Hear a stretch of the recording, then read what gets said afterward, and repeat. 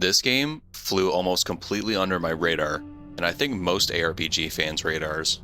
I somehow stumbled across it, and was blown away by how promising the graphics looked. I was familiar with another Warhammer ARPG, Warhammer Inquisitor, but that game had this overly generic sci-fi look to it, whereas Chaosbane looks more medieval. Chaosbane has a fully playable co-op campaign also, and I'll just preface that I'm not really a Warhammer fan or know a lot about it. I'm only playing this because it's an ARPG. So let's see if this is a hidden gem, or if it's rightfully overlooked. Upon starting the game, you're greeted with cutscenes immediately. The kind that I just sort of hate. It's more of these cheap, budget-friendly, like college art student type slideshows of images. Just uninspiring stuff. Then you get prompted with a character selection screen. There's a variety of like 8 different character types to choose from. There's these dwarfs, a typical rogue, a mage-looking guy, a pirate, and then more of the standard-looking warriors. I just picked the standard warrior guy, which is what I usually go for. And if you're playing co-op, joining each other is simple enough, but the game has a difficulty selection, something that can be a red flag for unbalanced or generic level scaling ARPGs. I opted to pick the hardest available difficulty, very hard, because I had a glimpse and read that the game was very easy anyway, and because I'm an ARPG veteran at this point. The immediate first impression is mixed. On the one hand, the graphics are nice, but it has this cheap, almost mobile phone feeling and control over everything. Like some of the UI and how your character moves around, with some specific places having these weird fixed camera angles. But once I got past that, the game started looking promising. You start off in this grungy village, and then make your way to the first series of dungeons, and a bunch of sewers. Okay, what kind of game puts a bunch of sewers as the introduction to the game? Sewers are typically the least favorite levels among players, and they're often mocked as being filler, but here in Chaosbane, they proudly come swinging right out of the gate with a bunch of sewers right in your face. Odd choice. The game has 4 acts, and pretty much all of Act 1 consists of crawling around in these sewers. Like, again, not the best first impression to shove the player into a sewer. But anyway, the combat felt fine, and again, the graphics and monster types are decent enough. It's a bunch of goblins and typical RPG monsters. But how's the actual gameplay and the RPG mechanics and systems? At first, it was kind of hard to understand what they were going for. When you level up, you don't have any stats to increase, like other ARPGs. There's no vitality, strength, dexterity, stuff like that. You do have this skill page of sorts, and this took me a while to wrap my head around how it works. Basically, you can equip any skill at any time, and fully respec your character at a moment's notice. You don't even unlock any of the abilities yourself. The game essentially has 0 commitments, decisions, or player agency to speak of. As you level up, you automatically unlock skills on a skill page, that you can then drag onto your 2 skill bars, passives and actives. Each skill takes up a certain amount of slot points, but you can change them around at any time. The only sort of player agency here is deciding what combination of passives and actives you want to use at any given time. Once I realized how dumbed down and casual the leveling is, I really lost a lot of motivation for the game. Sure, I was almost entertained by the idea of giving it the benefit of the doubt and trying to understand what they were going for in a more casual ARPG sense. But there are even more critical design choices that just crippled any quality this game could have offered. The controls and combat are just okay. Sometimes it feels good to attack enemies, like slamming down a banner or 2 and ragdoll a bunch of monsters with some AoE attack, but there's a lot of really annoying problems with the controls. Often, you just get locked onto an enemy, like you can't cancel some animation once they are playing. There's lots of times where I wanted to dodge out of the way, or click away, but my character kept attacking anyway, and he was stuck inside an animation. There's even a dedicated move button, which is X, because if you left click, you will accidentally click on hordes of enemies when you're just trying to move.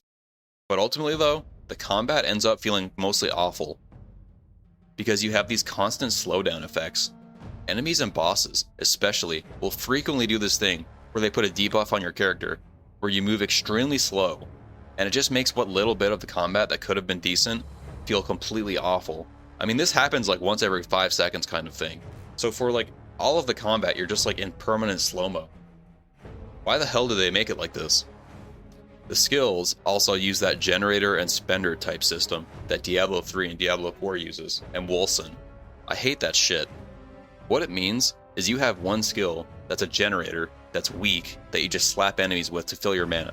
Then you have another skill that's a spender that's your actual good skill that uses the generated resource so you can actually do fun attacks. So it's a juggling match of being forced to use a shitty weak skill just to charge your strong attack. It feels bad, and I hate ARPGs that do this shit. Besides the butchered skill choices, does the game do anything else right? Not really. Before I talk about the loot and how interesting or uninteresting it is, I have to mention, I suspected the game might have a level scaling system, where no matter how strong or weak you are, by leveling up, the enemies will always scale around to your same level. Some RPGs like Oblivion, and to a lesser extent Skyrim and Diablo 3 and 4, are notorious for these lazy and shallow gameplay systems. Well, it turns out I was right. Chaosbane does in fact have monster level scaling. Essentially, what that means is leveling up and becoming more powerful is almost this fake illusion. Because actually you can run past enemies, and you don't need to level up, because the enemies will always kind of be around your same level. All you have to do, after running past enemies, is just stop for 2 minutes and click on a few item chests and kill a group of enemies and then get to the next batch of item drops, and suddenly your character is very powerful again. It's a joke. There's a few games now where this design flaw becomes apparent. The game is as deep as a puddle. They litter these item chests all over the place, and they frequently will just drop the best tier of weapons and armor in the game. So it's almost like killing groups of enemies is pointless. Especially since you can just run past them. Especially since killing them for XP doesn't really matter, because of the level scaling. So you don't need to kill enemies to get items, there's chests everywhere that have good items, and you don't really need to kill enemies to get XP because of the level scaling. So again, this is another ARPG where the enemies feel almost fucking pointless. How do developers keep fucking this up so bad? As for the actual items, at first I thought they were going to be interesting, before I realized the shallow level scaling and the dumbed down skill choices. The items can say stuff like plus cooldown reduction, plus maximum health, plus armor, standard stuff really. But then after a few hours, I realized that besides looking at stats on the items, there's a section where it simply says your overall attack and damage. So at a certain point, I didn't even bother to look at stats anymore, but just randomly put on gear until my attack and defense went up. Very shallow. Like, I know some minor things don't factor into the attack and defense tally, maybe like cooldown reduction and stuff, but really I didn't care enough to waste any more time looking at stats when this is really all you had to do, and then you can breeze by the game, because it's so easy. Reminder, I put it on the hardest difficulty, very hard. Keep that in mind as I'm saying all this stuff. The game is a fucking joke, it's very easy. On top of it being shallow, it's also very buggy. Frequently quests will glitch, either making you redo boss fights or have to quit to the main menu and rejoin just to talk to some NPC. This became a common occurrence. Eventually I got to Act 2, which is probably the best part of the game. Act 1 was all these boring sewers, but Act 2 is this winter landscape and almost open world. I say almost open world because it really dawned on me. All of the maps in the game are kind of just linear corridors. There's no big open landscapes to run around. Everything is a hallway, a straight line, with a few detours. It's bad. How the fuck did they make an ARPG that's quite literally just a series of hallways? So many things about this game are just messed up. So while the art direction and graphics are visually impressive and appealing, the actual game design and playing everything is fucked up. It's like the artists did a very good job, but the game designers were drunk or stoned or something, I don't know. Act 2 was a chore of fetch quests and constantly running back and forth to town, to some other hallway section to grab some item. You can't even teleport back to town with a typical town portal. The game basically has nothing that makes ARPGs good. No town merchants, no buying and selling, no portals, no identify scrolls, no stats, no skill tree that makes you make tough decisions, no interesting loot, weak variety of enemies. Yeah, there's not even two-hand swords or axes or maces, there's just swords and hammers. So what the hell does this game offer? I really don't know. A very casual and shallow, play this if you've never played an ARPG before, easy time. Reminder again, I played on the hardest difficulty, very hard. And yeah, I died a couple times, but really all I had to do to catch up after speedrunning past enemies was briefly attack a few groups of mobs, click a few chests, and bam, I'm powerful again. Because level scaling. The game really is a trivial joke. That's why about halfway through the game, I pretty much just stopped fighting 90% of monsters and just sprinted to the next objective over and over. And even if you do die, you just respawn on the spot using gold or fragments, which are virtually infinite, so there's almost no penalty for dying. So once again, there's no consequence to your actions. Eventually, I'd make it to some big boss fight, where you can't respawn, and if you're in co-op, your co-op partner has to help you. And these boss fights are probably the best part of the game, actually. You actually have to work to figure out the boss mechanics, like destroying these healing totems, or knowing where to stand at certain moments. But some of these boss fights just have terrible tells, or choreography, to where it's near impossible to figure out what the fuck the game expects you to do. Like this one boss towards the end of the game, places a big circle down on the arena that blasts the arena and one-shots you. I died like a dozen times to this shit and had no idea what to do. Eventually I realized there's this small orange elevated platform that you have to stand on the corner of the screen to avoid one-shots, and it was barely noticeable. At some point in the campaign, you randomly unlock this god skill passive tree. The game barely makes it obvious, and I almost missed it entirely, but luckily I saw it shortly after unlocking it. Finally, there's a meaningful skill tree, where I have to decide how to make my character. No, not really. It looks like a big skill web, but this too really is trite. All you do is path around to unlock certain new skills. On the right side, it'll show you what percent stats it's buffing. All I ended up doing is staring at the percent damage stat and clicking nodes until it increased the percent damage as much as possible, just by randomly clicking stuff. Because you see, the thing is, you can once again instantly refund any point. So nothing is concrete, there's no consequence, and there's no penalty. You can just keep clicking around randomly and staring at the damage percent until you make it as high as possible, and you can refund things at a moment's notice.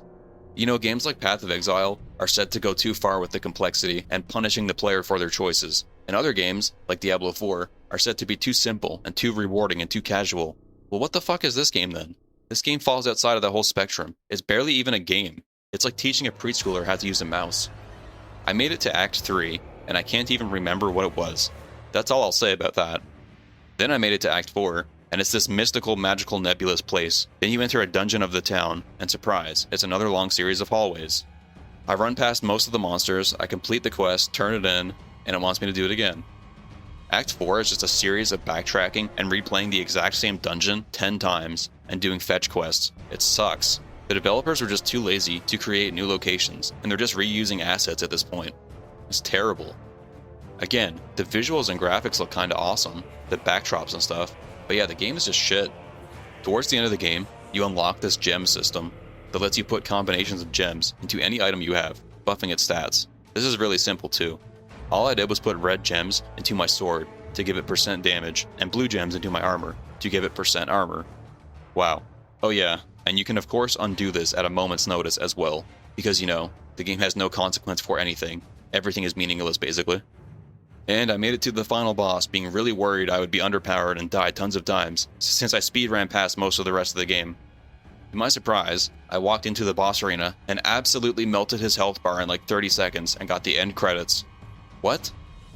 Goes to show my suspicion that the game has cheap, pointless level scaling, and all of your fighting is just an illusion of power. You never actually get stronger, there's no point to upgrade your character and kill monsters, you'll still melt the last boss in 30 seconds anyway. Most of this game is just an illusion of being an ARPG. It's very easy to get fooled by the impressive visuals and graphics, but the actual core design here is just meaningless slop. I can say some positive things about the game. Some of the abilities felt fun. I like the down-to-earth combat and low fantasy vibes. The graphics are great. Some of the best I've seen in an ARPG, seriously. I love how the light shimmers off your metal armor and stuff like that. The story and writing is decent, with lots of stuff about cults and evil and stuff, but at a certain point, I realized the game was shit, so I just started skipping everything. The graphics add a lot of points for me. If this game looked like Torchlight, for example, a cartoony art style I really dislike, it would probably be one of the worst games I've ever played. But since it looks the way it does and looks cool, it really bumps it up a few points. And the game is short, only 12 hours, so you can play through this ARPG campaign with a buddy in a weekend. It's kinda good for that. But really, it's a shallow, trivial game underneath all that makeup. Like, why does this game even have an endgame grind? You can keep playing after the last boss, and replay previous areas, and grind for loot. Imagine how crazy you'd have to be to do that in this game. 3 out of 10. I had not expected this.